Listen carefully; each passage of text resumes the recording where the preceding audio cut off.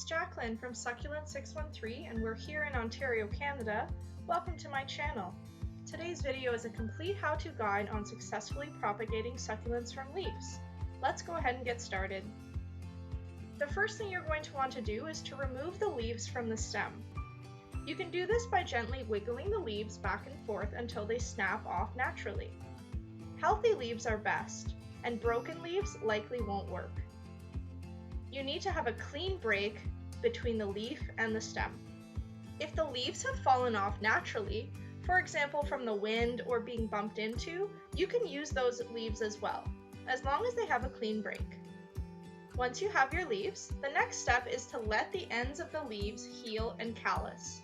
All you need to do for this step is to leave the leaves alone for a week. You don't need to water them, you don't need to give them sun, just leave them alone. After you've left them for a week and they've calloused on the ends, you're going to want to place them flat on some dry cactus soil. It's really important that the soil that you lay your succulent leaves on is dry. Make sure you use a pot or a tray with drainage and place them in a bright room or in a south-facing window. You don't want the leaves to receive direct sunlight because that will cause them to burn. Now we play the waiting game. You can leave your leaves alone on the dry soil, you don't need to touch them or water them.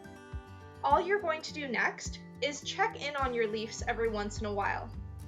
Once you see a small baby at the end of the leaf or some roots forming, it's time to water. From experimenting over the years, I have noticed that succulent babies need a lot more water and more water frequently than established large succulents.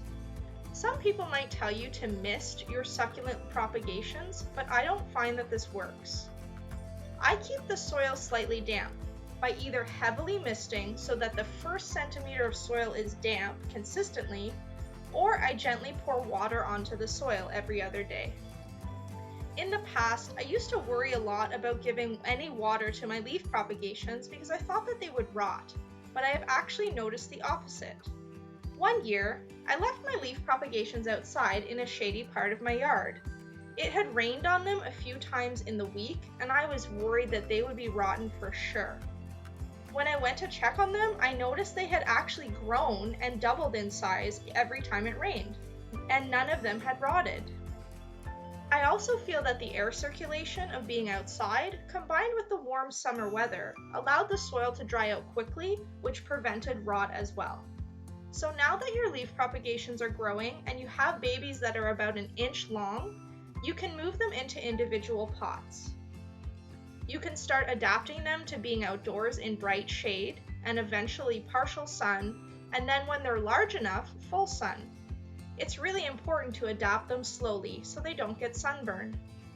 If you have any other questions about succulents, take a look at our other videos, and if you liked this video, give it a thumbs up.